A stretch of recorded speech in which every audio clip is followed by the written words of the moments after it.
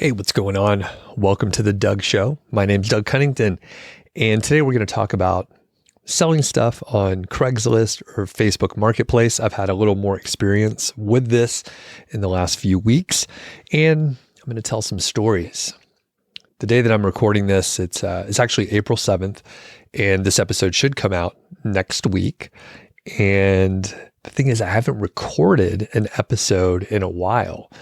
I've been traveling and quite busy like all through Q1. So I actually recorded a shitload of stuff in January and February, and then March was pretty much hands off. That said, during some of my travels, actually during all my travels, I brought my recording gear just in case, and then never recorded anything, which was kind of cool. I mean, I did get ahead quite a bit. I mean, I think I was something like 6 to 7 weeks ahead. And basically now I ran out of the full buffer, and here we are. But I got some great stuff to tell you about. And it turns out perhaps I needed a little bit of a break. One main reason is I lost my voice for it was about a week. So one of my travels, I'll tell you all about my travel, but one place that I went is the EconoMe Conference in Cincinnati. I actually met a bunch of listeners, some from this show, but some from my other podcast, Mile High Five. And then I got to see a bunch of my friends. And this is a very social conference. And basically, I showed up on like Thursday afternoon. And then each night I went to a place that was very loud. And I talked, basically yelled for like a few hours as I was having conversations, because as my voice gets weaker, it's still a little scratchy right now, but as my voice gets weaker from overuse, then I try to talk even louder. And let's face it, if you're drinking alcohol, beer specifically in my case, then it just makes it worse. It just aggravates the whole situation. And I did pretty much stick to beer, except for one time late at night, my friend BJ, I was like, "Is that bourbon? Like, did you get bourbon?" He's like, "Yeah, you want some." So he poured me a little, but much heavier pour than what I was anticipating, especially at let's face it, it was 2 a.m. So that was silly thing to do. Anyway, I lost my voice for a little while. And the weirdest thing is my voice was scratchy while I was there. Again, within 12 hours of arriving in Cincinnati, my voice was scratchy. But then after I got back home on Monday, my voice got worse each consecutive day until about Friday. So for 4 days after I got home, I wasn't even talking that much. I was just whispering at my wife, which she doesn't like that too much. She's like, "I hate it when you fucking whisper."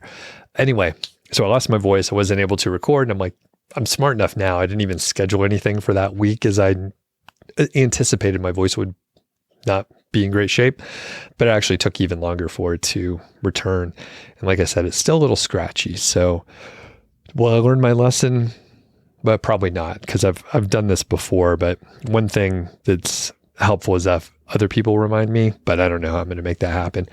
I'll just need to wear a tag that says "Don't let me talk," or tell me to go to bed or something like that. But anyway, I have some notes here that I keep looking at, and I'll tell you what I sold on Craigslist / Facebook Marketplace. I've listed in both places. So I'm going to weave in and out of the story. So I have been purchasing guitars from Craigslist for the last couple of years, and mostly focusing on purchasing them. But once I actually made a trade, someone was looking for something that I exactly had, and I was able to trade straight up. I think both of us got a pretty decent deal overall. I feel monetarily from what I invested into the initial guitar, which was it was a 1939 Recording King Carson Robinson Model K. So I traded that for a National Resonator, and it was from 97. So not nearly as old, but it had a cool vibe. So anyway, we traded straight up, and that worked out well. So been doing some guitar stuff, and most recently, I actually had a series of emails that went out for my friend Shauna Newman over at Skip Blast, where I documented how I purchased a guitar a couple years ago, played it, and then sold it And I also bought another guitar, which was on consignment at a shop where I was able to negotiate and get what I think is a pretty good deal on that one as well.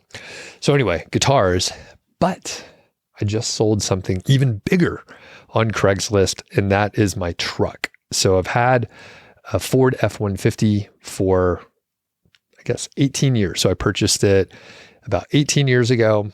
It's a 2005, so it's actually 20 years old, but I've had it for a very long time, and it was a little sad to sell, but that is one of the main stories I'm going to tell. It went really well overall, and I will tease a little bit because I checked out like the Kelley Blue Book value, which that's what they say to do, like check Edmunds and Kelley Blue Book and other things. And you could sort of put in the condition of your vehicle and kind of gauge it based on like if it's in super good condition, the number of miles, the options and all that kind of stuff, and kind of get a reasonable estimate of what the value is. And I would say up until maybe 2020 or so, that was probably fairly accurate. Now, the other thing is I've had my truck for 18 years, so I don't transact in the vehicle space very often. So I'm assuming that Kelley Blue Book and other estimators were reasonable up until 2020 when COVID hit, and then we ended up with some inflation, supply chain issues. The used car market kind of jumped, and I thought about selling it back then. And the thing is, with Kelley Blue Book, for certain cars, for older cars, it's kind of hard for the data to even be there for them to make an estimate. So I got significantly more than whatever Kelley Blue Book mentioned in there. So as we're weaving in and out, I didn't list my truck until I got back from some of the travels. So I'll highlight some of the stuff that I was doing in Q1. So we were up in Estes Park, like right at the beginning of the new year. So it was after New Year's, and that means there weren't nearly as many people, but it was still decorated with lights and Christmas tree and other stuff like that. But there were very few people there. A lot of, resort or vacation towns will get busier over the holidays. So Thanksgiving, Christmas, New Year's, people are on vacation. They're going to rent a house out there. They vacation out there, and there's just a lot of people there. Right after, everyone's going back to work. They're going back to school. But if you have a flexible schedule like we do, then you can go to places that are, it's like just after the busy season. So the downside was many restaurants and stores didn't have normal hours, or they were just closed because not many people were around. But on the plus side, it's not like I'm going to eat at fucking every restaurant in the town. I don't need like 30 restaurants to be open. I'm going to eat out like twice, maybe over the course of a few days. So it's not a big deal. Coffee shops are open. Like there's other, there's normal businesses, and then like the city and municipality workers, like they work and they go to the coffee shop, and there's other, like not everything's closed, but just some things are closed. So it doesn't bother me at all, and actually gives it kind of a more calm and chill vibe. I don't need a lot of energy and stuff going on around me. So we're up in Estes Park. A few weeks after that, I went to Breckenridge. A friend of mine has a very nice house up there, and he occasionally lets some friends stay there. And I invited a couple of my buddies, just a sort of a guy's weekend, except it was during the week. We have flexible schedules. So we went up there, and it was, the height of ski season. I'm not a skier, but we snowshoed each day, and it was awesome. It was actually extremely cold up there, like negative degrees, like negative 10 degrees Fahrenheit. So very cold, but it's quite sunny. The weather was good. You bundle up and you bring the right gear, and even harsh temperatures are not that bad. Now, the thing is, it wasn't windy. I had some friends that were up in the vicinity a couple days later, and it was fierce winds. The temperatures were about the same, but it was like a 30-mile-an-hour wind and not sunny. And they said it was kind of miserable. So we lucked out. It was awesome. I actually brought a guitar up. My buddy is a musician. And actually, I'll link up. Chris was releasing an album, so he'd finished it up and just need to run I guess, create the masters and do some other audio engineering stuff. So I think the first single's out, and I'll actually link up to it. I need to make sure I check in with Chris, but he brought a guitar. I brought one. He's a very talented musician, and I'm a hobbyist. So it was fun to listen to him play, and he has a super nice guitar. I was able to play that. And I brought one of my resonators, which is, they're a bit unique. A lot of people don't have those. So he had fun playing that as well. So we were up there. The other big trip was going to a couple national parks. So this was in March. Let's see. Yeah, it was like a few days into March. The dates don't matter. A few days into March, but my wife and I and Georgie, we headed down to Death Valley and to Joshua Tree National Parks. Very cool. Bit of a drive. It takes about 2 days to get out that way. We like road trips, so it's no big deal. So we were able to stop in Utah along the way and get some rest there, and then head on down to Death Valley, which was super cool. We stayed in the park there, and I think it was called like Stovepipe Wells. That sounds right. Stovepipe Wells. It's near some sand dunes. There's a lot of sand out there, a lot of sand in the desert. That's pretty much all there is. A couple Joshua trees and other cacti. I think there's bugs, but we didn't see much wildlife overall. Super cool trip. I have not been to that part of the world at all. And I think you could probably, like many national parks, stay there for weeks and explore and really kind of take your time. But it was a fairly quick trip. We were only in Death Valley for about, 24 hours, 36 hours, something like that. And then headed down to Joshua Tree. We stayed in the town of Joshua Tree, which is just down the street from the national park. And we were able to spend some time there and see some of the main things that you could check out, including a very cool oasis. I think it was called 45 Palms Oasis, and just really pretty neat. I don't know how to describe it other than like, you're walking along this sort of deserty area, and then all of a sudden there's palm trees and trees and other vegetation, and there's a bunch of birds right there. And it is like a little oasis, just like in the Bugs Bunny cartoons that we recall from our youth. So a lot of stuff out there. And I was like, I think I do want to sell my truck, but I want to make sure that I have some other stuff closed, including like all the travel closed out. So I was like, when I get back from Cincinnati, the EconoMe Conference, I'll go ahead and list my truck. Now, I mentioned earlier that I went to Kelley Blue Book and I tried to get an estimate. When I did that, the value of my car was, I think, somewhere between, they give you a range, right? $3,200 to $3,800. Somewhere right around there. And I was like, that seems a little bit low. And I remember telling my wife, I think I could probably get like $3,500 to $4,000 or so. I think it's a little bit low. I think I can get $4,000. Now, a couple months ago, when I was talking to her, I was like, I think I might be able to get $5,000. But as time went on, and I did the Kelley Blue Book stuff, I was like, I think it might only be $4,000. Now, one feature that they do have on Kelley Blue Book and some other estimation websites, they have a sort of a like buy it now offer where you put in the specs, you even put in your VIN, your vehicle identification number, and then they will make some offer and then give that information to dealerships in your area. And then people will call you and see if you want to do a deal. And I was familiar with it because I saw it a few months ago when my neighbor had a Chevy Volt that he was thinking of selling. And I was like, maybe I'm interested in it. So I actually drove it, and it wasn't good for me. I was just like, maybe I'll get a good deal.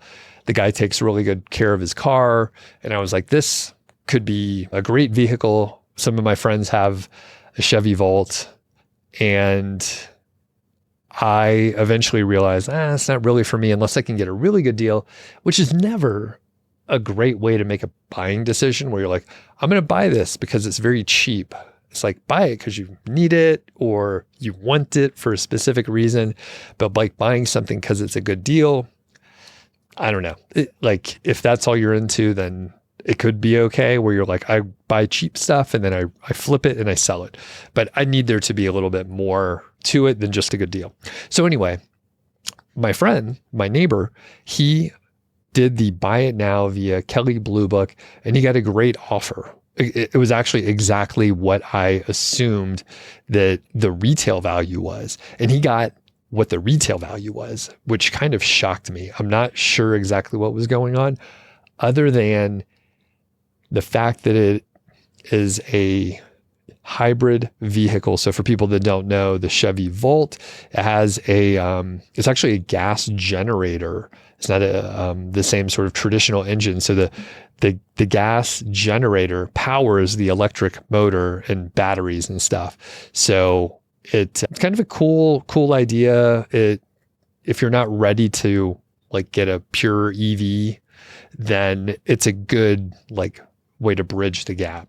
So anyway, my friend got a great offer, exactly what I thought he would get for like if someone was buying it retail. So we got the retail price.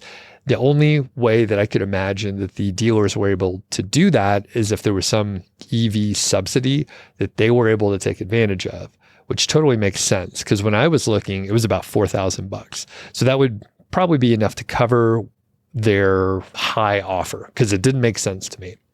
I was like, I would maybe pay like $9,000 for it. So luckily, I didn't go that route. All that to say, I was like, hey, what will they give me for my F-150? And it was $1,800. And I was like, what the fuck? Are you out of your mind? Like, I think you can't even buy a non-running F-150 for $1,800. I mean, that is absurd. So, or if, I mean, it would have to be falling apart. So $1,800, I was like, this is a non-starter. The thing that I was frustrated with is, so I got a call and then I got another call and then I got an email and some of them were from the same dealer. This was like within 12 hours or so. So apparently like if you put in your info, then your info goes out to all these dealers around here and they're just like, boom, boom, boom. And like I said, it must have gone to like multiple people at the same dealership, which I'm like, why the fuck would I want to hear from multiple people at the same, like, this is crazy. Like, get it together. So I called the people back because they were doing their job, right? So no issue with that. They were doing their job. And I was like, not interested. Thanks for following up. Called, hey, not interested. Thanks for following up. You can remove me from the list. So all that was good. But I was just like, oh man, if you had like a really sought after like car, they would be really hounding you. But mine was low I mean, $1,800. Like that's a pretty low profit, but they were all over it. Tenacious. So let's get to the point here. When I sold the guitar, which was a Martin 00 15, I put in tons of detail. So I told a little story, how I got the guitar. I gave some information about the condition of the guitar. I gave some pros. One of the biggest things, and this was perhaps the biggest takeaway of listing both the guitar and my truck, I not only listed the pros, but I listed the cons. I gave them as much information as I possibly could about issues, any gripes that I have. And the thing is, like, if I don't tell them, someone is going to look over the truck and they're going to find the flaws. But if I just lay it out and I say, hey, there's some scratches up here, some of the clear coat is flaking up from the area above the grill, and provide a picture. Oh yeah, there's some interior issues with the like the mid console. It's just the plastic broke because it's sitting in the Colorado sun each day and heating up to whatever, like 120 degrees or whatever it gets into inside the car there. So there's a little bit of an issue there. There's also, I can't remember some of the other issues, but it's like, hey, there's a big scratch here. There's dings and bumps and whatever. So if you let them know what the issues are and you're straightforward about them, it builds a huge amount of trust. So essentially when it came down to it, the person didn't find any issues that I didn't outline. I mean, I don't think there are any others, right? As far as I know, like the last time I brought it in, they told me, hey, there's these things wrong with it. And I did all of those things. And then there's new tires. And by the way, there's a battery that I bought 2 years ago. And there's hardly any miles on the oil change, but it's been a while. So you may want to get the oil change. So all this stuff I just disclosed ahead of time. And I wasn't sure what to list it at because Kelley Blue Book told me, $3,500, give or take a few $100s. And I thought that's wrong. So what else can we do, right? We can look at the other listings out there, which is what I have been doing for the past couple months. Just I would pop in and take a look. I would look at F-150s within, I would say 2 years either way, around the same model year. And a couple things popped out. Number one, any car, I'll keep saying car, but I mean my truck.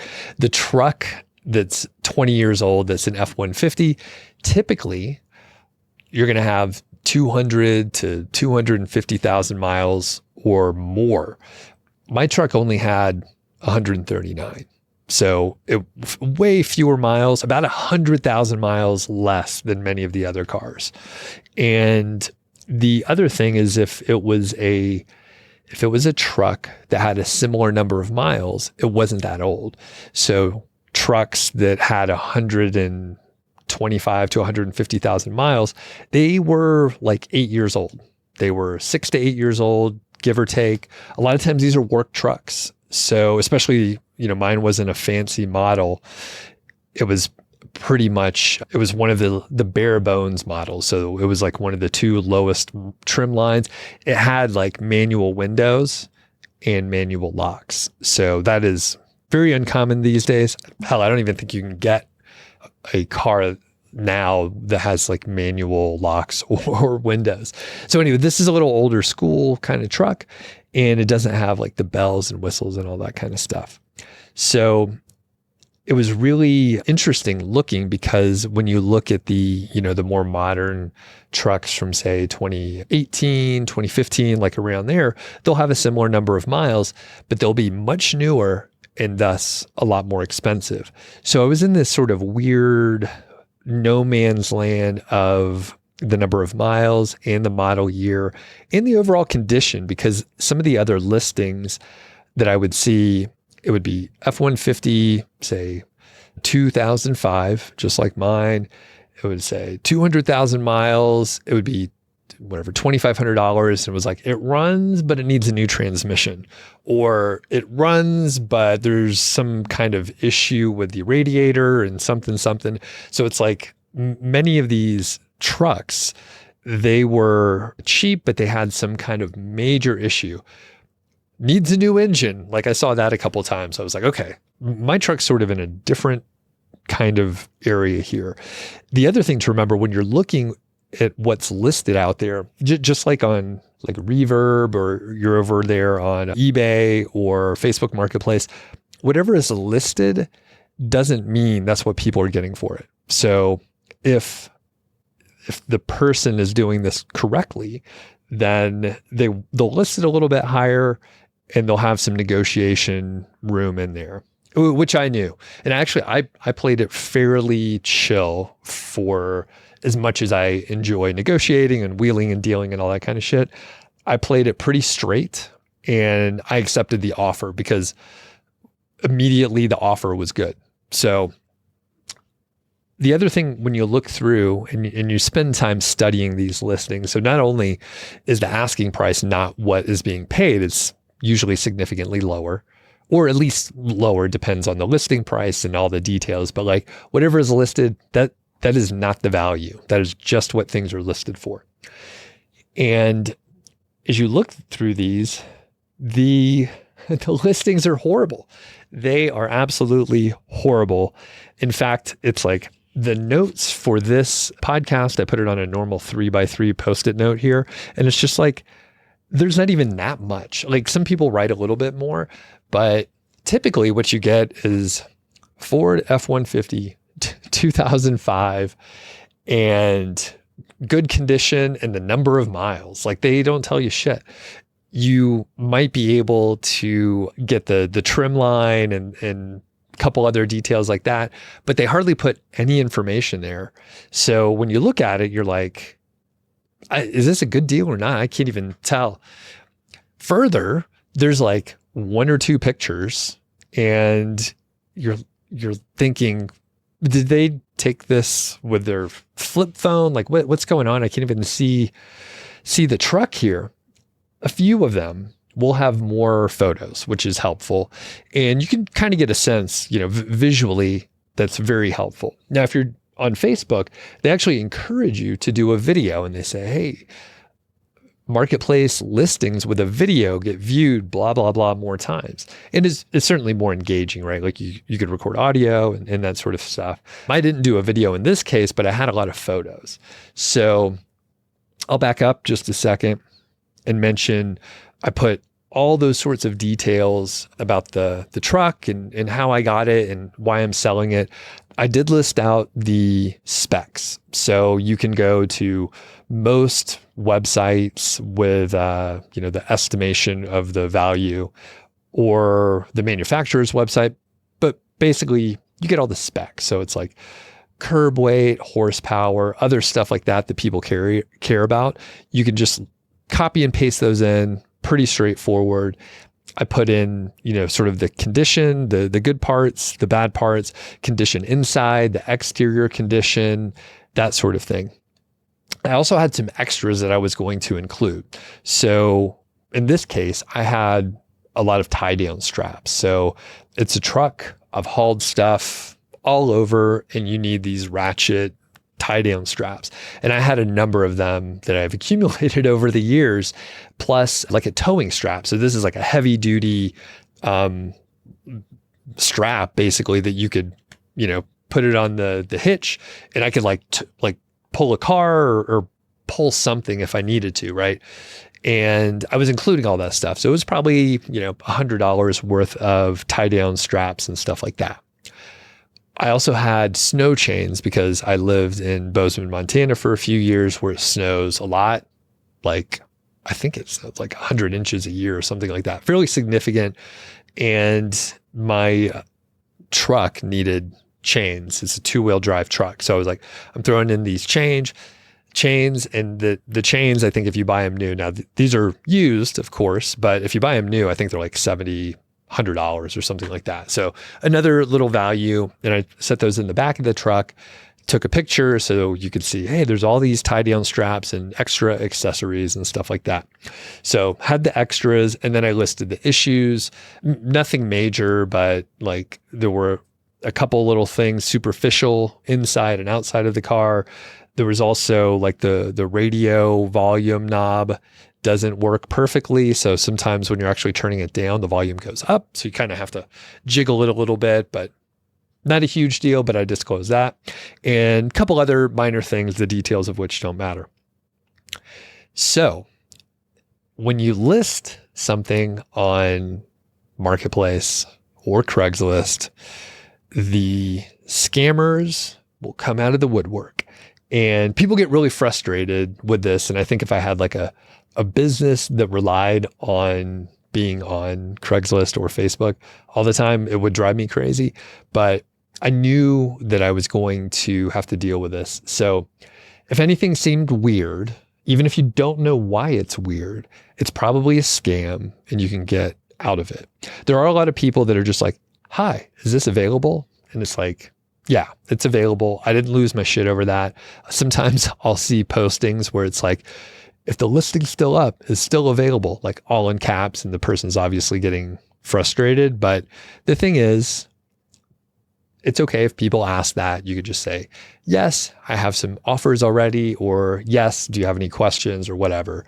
And just go from there. Don't lose your shit on that. People ask, it's not a big deal. It can be frustrating, but just, it means people are looking at your ad, even if they're scammers. Okay, so here's the biggest scam that came through. This was via Craigslist. So there's two main ones that come through.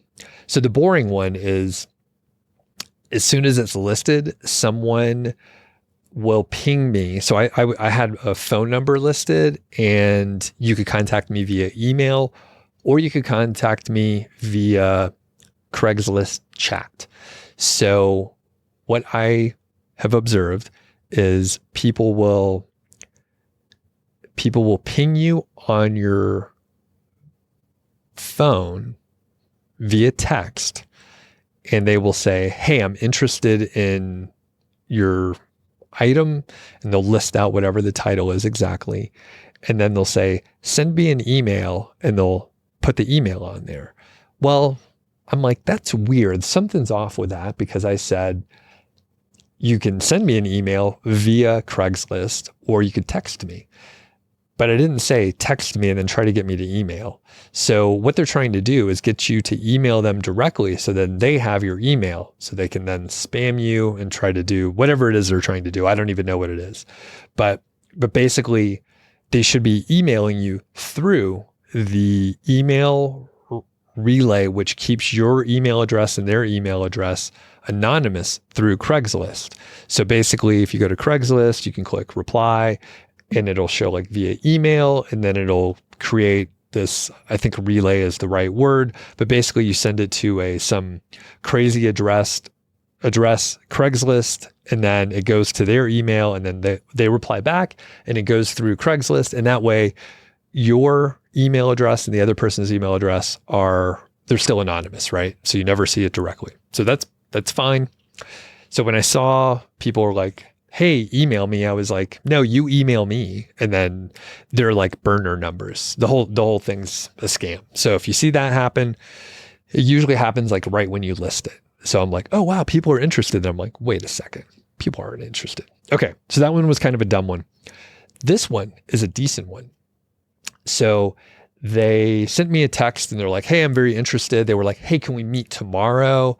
And, punctuation was a little bit off, and things were a little funny, but I was like, oh, can you meet me over at the Costco, and we'll do the deal there? And they didn't answer, but they're like, yeah, we can meet at 9. And they were asking a few things. There's like, you know what, since I'm going to meet you, can you go ahead and send me I forget what they called it. It's like a GW papers. And I was like, what is GW papers? And they were like, oh, you go to this website and it's like a title search. And I like did some research, and I was like, what is this site? It's weird. Like it looks legit, and it looks like it'll give me a title search, and it kind of adds up. And I was like, what the fuck is this? This doesn't make sense.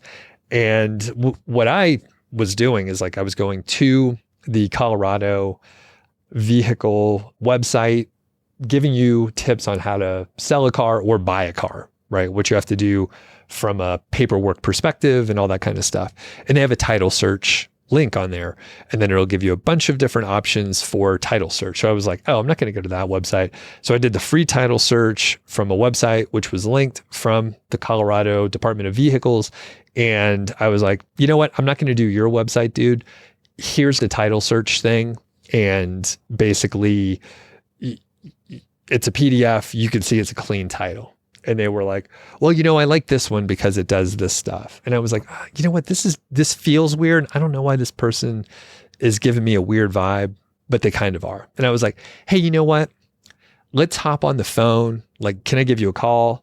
And then they said, I think we're really close to a deal. I would hate for the deal to fall through because this GW search for the title cost $28. Like, can you please pay the $28? And then I was like, you know what? Fuck that. I'm not paying $28. You pay the 20. I mean, I didn't say that. In my head, I'm thinking, fuck you. You pay $28, right? Like, I'm not paying money to sell my car. Get the fuck out of here. So anyway, I was like, hey, I don't want the deal to fall through. Definitely happy to check out your title search.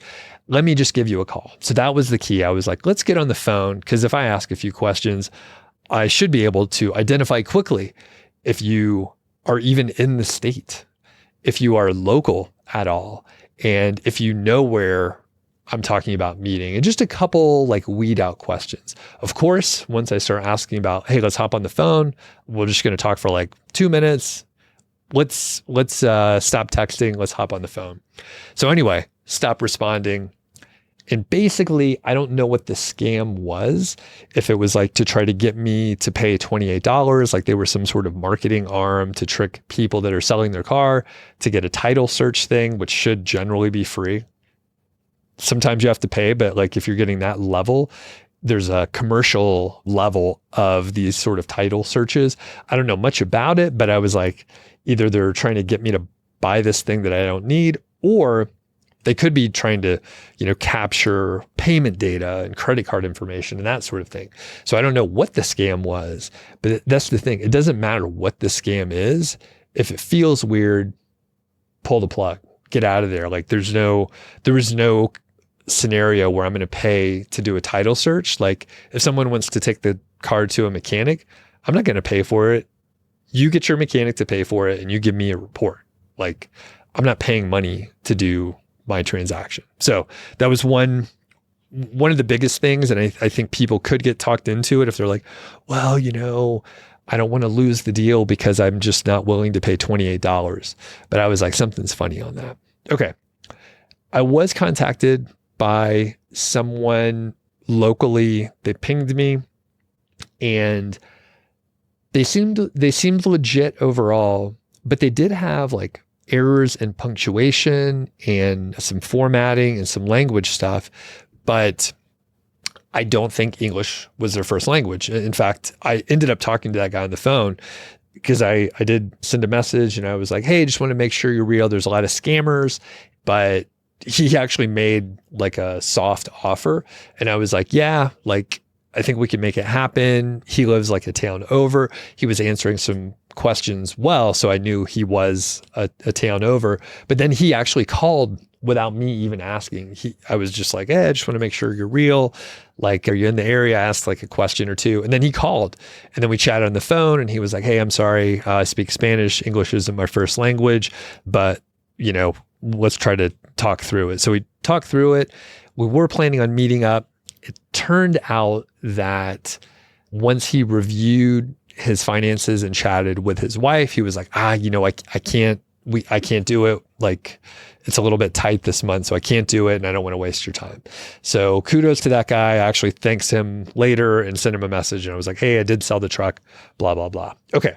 As we're wrapping up here.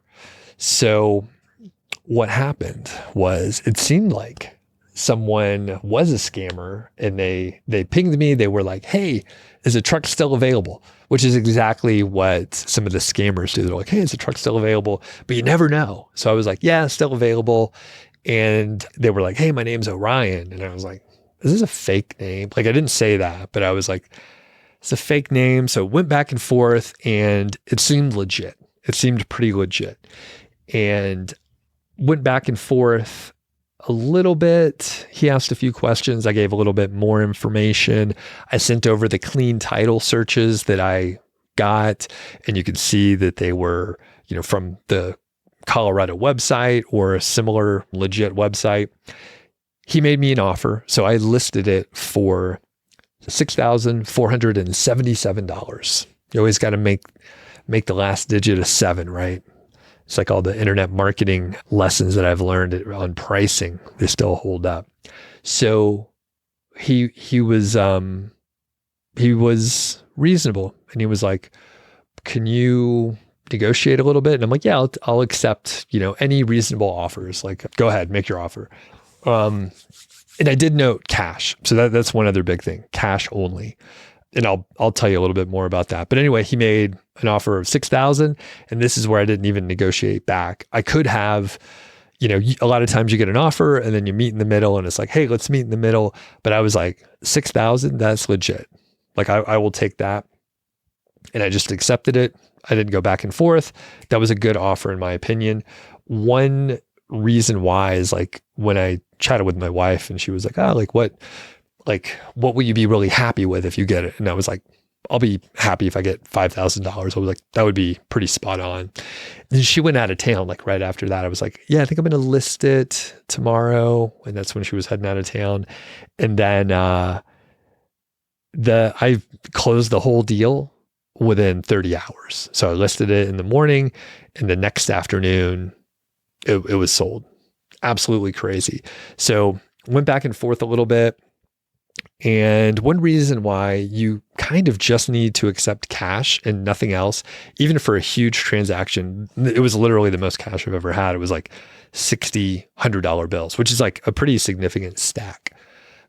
Basically, we have ways to pay electronically. And, Zelle, there's Venmo, there's a couple other, PayPal, there's other stuff. But the issue is someone can make a claim and do basically like a chargeback situation if you do an electronic payment. And there's not much you could do about it. I think it could be a hassle. I mean, obviously, if they have your vehicle and you have their information, you have the bill of sale and the other kind of stuff that you have to do, then okay, like you could unravel it and probably like make sure you get your money, but it's still a pain in the ass. Cash is just like straight up value. There's no bullshit. The other thing is I also did a little research on taking like a cashier's check, but it's hard to verify those and they can be faked. So I think the only way I would actually accept a cashier's check is if I went to the bank with a person where I saw the cashier's check was like printed out. And at that point, you're at the bank, just give me the cash and we'll do that. I was slightly hoping that we banked at the same place so he could withdraw the cash and then I could just put it directly in my account and not be walking around with all that cash, which I literally did. I literally drove to a place, sold the truck, and then I walked back home with $6,000 in my pocket, which is crazy. It's like a scene from Superstore for the people that know that show, where Bo would walk around with $5,000 cash in his pocket. Side tangent, won't even get into it. But basically, cash is exactly what you want to accept. And, the person had to go to the bank and get some stuff put together and whatever. And I think they went to the bank, got the cash, and then came to meet me. We did the deal in 15 minutes. There's some paperwork to fill out, make sure you do it right, blah, blah, blah. Bill of sale, some other stuff. But at that point, we had built quite a lot of trust. Again, if you're telling the person what is wrong with the thing that you're selling, that builds some trust. And it saves a lot of time too, because basically, if I was buying a used car, I'd be going around kicking all the tires. I'm pretty direct too. So I'm like, what is wrong with your product? Tell me the issues that you have. And in fact, tomorrow I'm going to check out a guitar, and I've been sort of pinging people and asking them. And I'm like, what is wrong with it? I see there's some wear. There's some normal things that I expect, but I'm asking you, tell me what's wrong with it. And sometimes they're like, oh, I don't know, nothing, everything's fine. Usually people, if you ask directly, they will kind of try to tell you. So because I mentioned all this stuff that was wrong, there was very little tire kicking. It was very clear to see there were new tires and just generally things were exactly how I described it. So there was a lot of trust there. He did ask about having a mechanic check it out, which is a wise thing to do. If you're buying a used car, that is sort of the advice, even if it's, sort of a newer car, or even if it's an older car. Now, the thing is, I have a friend who he does a lot of buying and selling of used cars, from my understanding, at least over the years. He mentioned that if it's below $5,000 or so, then it's often cheap enough where people will show up with cash quickly. And if someone does want to take it to a mechanic, he's like, well, there's a lot of people calling about this. So if you want to take it to a mechanic, that's fine, but it needs to fit into a tiny little window. You should have an appointment. Maybe we just meet directly there and you have your people check it over. By the way, you're paying for the mechanic to look at it, and I would like to get the report afterwards, and that way I would save some time. But basically, my friend said, if it's under $5,000, then people are going to show up with cash. So when the new owner of my truck asked me about a mechanic, I was like, cool. If you want to do it, that's great. But basically I have like backup offers, which I did. I had some, again, sort of soft offers, but people were very interested in the car. And I'm like, they'll come check it out immediately after you. And whoever, you could take it to a mechanic, but it needs to be quick and it needs to be this afternoon, because basically whoever shows up with cash first will get the truck. And I was shocked at how quick the whole thing happened. My wife was even more shocked.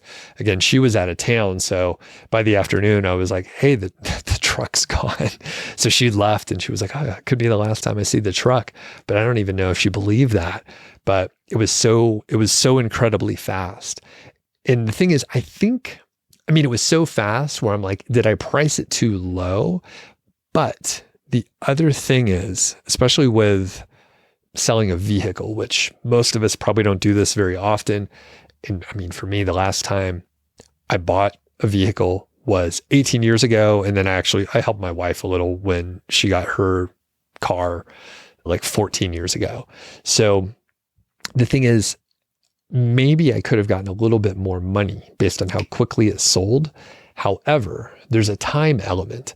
And the thing that I didn't want to happen was for this to go on for like 3 weeks, where I've met like 6 or 7 people and you have to do the scheduling stuff. And then it's like, you let them test drive it, you let them take your car and drive it around. And there's some risk involved with that.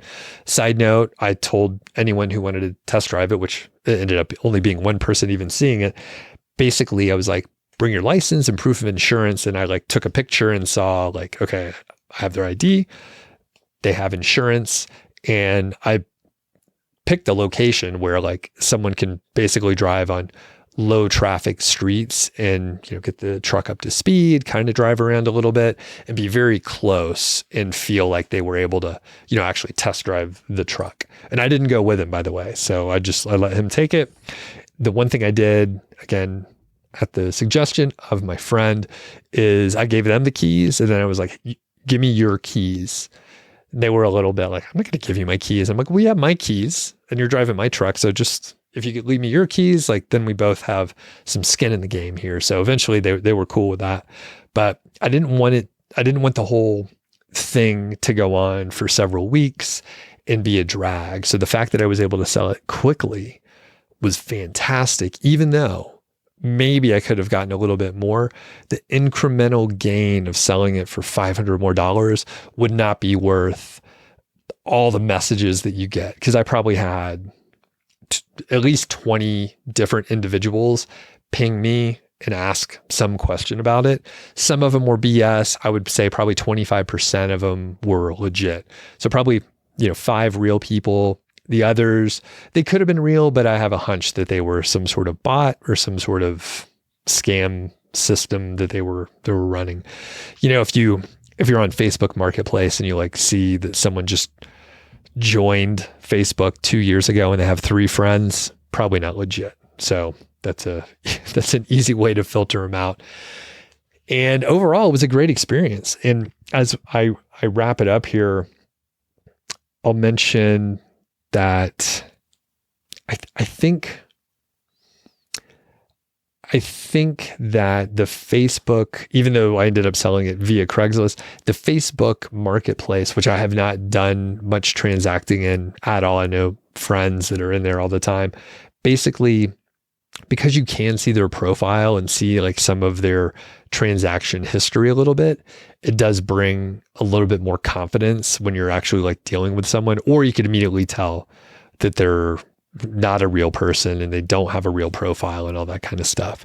So I wish there was a better way for us to like filter out on those where, maybe it is a little tough for Facebook. I'm not really sure, but I imagine they don't want people getting scammed or having basically fake profiles, like bugging people when they're trying to sell stuff. So the only cost that I incurred was to list a vehicle on Craigslist cost $5. So I paid $5 and that was like the only thing.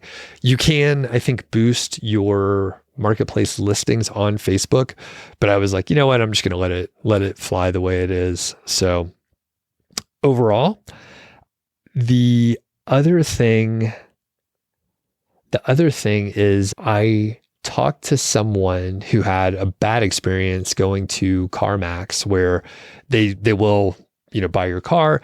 And here's the thing, right? So like the Kelley Blue Book offer, like they'll make you an offer right away, like that stuff. And then going to CarMax, they paint it as like being a lot easier than dealing with actually selling your vehicle yourself. And the thing is, like, they have a framework, right? Like they have the paperwork, they guide you through it. If you have a question, they'll answer it. If you're selling it yourself, like I had to fucking read the documentation on the Colorado website. I had to make sure I had my title. I had to read the title. I had to drive the whole situation. And there's like tons of uncertainty. I don't know what's going to happen. I don't know how long it's going to take. I don't know who I'm going to deal with. I don't know if they're going to try to scam me or whatever. And you have to be very cautious. But the thing is, I think I put as much time and effort into it as I would have if I went to CarMax and sold it and only got, I'm just making it up, but $2,000. Like I spent the same amount of time, because I have heard of people that like drive up to the CarMax, they'll have them kick the tires and do all the checklist stuff. And then they drive back home. So that's like a few hours right there. And then they have to go back up and they do all the paperwork. And I'm hoping it's not as much paperwork as when you buy a car. Even when you buy a car in cash, like they do a credit check, which is completely stupid. Like why, like I'm giving you the cash. You don't need to run my credit. I'm not borrowing any money. I don't want to hear any of your song and dance or anything like that, but you still have to do all that. My point being, I assume that going up to CarMax is still takes a while because you have to do some paperwork and some other crap. Maybe it's easier than buying a car. Not sure. But from where I sit, I sold it so quickly and I got so much more money, dramatically more money than whatever a dealer would offer me. I can't believe I even considered it. I mean, I guess I had to check, and other people were like, well, you could take it up to CarMax. But now I see, that's just a dumb idea. So I would say, unless you have like a super sought after car, probably not the best choice. And I mean, there were uncertain things I had to deal with, but it was interesting doing something new. And because it worked out, I do feel good about it. So I've been doing a lot of stuff on Craigslist and Facebook Marketplace. And I think viable option if you're into flipping stuff and like looking for good deals and all that kind of thing. Like I said, I'm going to check out a guitar tomorrow. If I end up getting it or not, I'll probably tell you about it pretty soon. So I think that's that. I will give one little plug for audiobooks. All right, audiobooks. I listen to a lot of podcasts. And I think, I don't know, there was like a little stretch where I was like, you know what? None of these headlines are catching my eye. So, you know what? I'm not going to listen to a podcast. And I went back over to Audible. The power of like a written book or an audiobook, an actual book that has been edited, it's like higher quality. It's so much higher quality than a podcast, because a lot of times podcasters like myself, we just talk. I mean, I was just telling you a story today, a few stories of what I've been up to. And the preparation I did was this Post-it note here. So it's not edited, it's pretty raw. And I like listening to those. But every now and then I think, you know what? I need to check out some audiobooks. So the one I listened to was by Duff McKagan, and it's So Easy. Is that the name of it? Let me just double check. I literally just finished it, but I was a huge fan of Guns N' Roses. Yeah, It's So Easy, Duff McKagan. He's the bassist for Guns N' Roses and Velvet Revolver. And anyway, always a big fan of Guns N' Roses and Velvet Revolver. And turns out Duff's really awesome. Crazy story. Super interesting.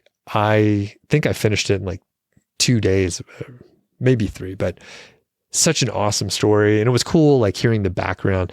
Now I'm like, oh, you know what? I need to get Slash's. I think he has a book too, but those guys are crazy. I don't know how they even survived. So a little plug for audiobooks. I did, you know what? I have an Audible subscription. I encourage y'all to check it out. I think if you follow the link in the description, there's a deal. When I looked at it a few minutes ago, it appeared to be like 99 cents per month for the first 3 months, but depending on when you listen to this, when you check out the deal. But anyway, usually if you haven't joined Audible in the last few years, if you join, you get some kind of killer promo and you get a few credits depending on what deal they're doing, but definitely check it out. And if you like rock and roll stories, then the Duff McKagan It's So Easy story is a good one. Very smart dude. And it'll have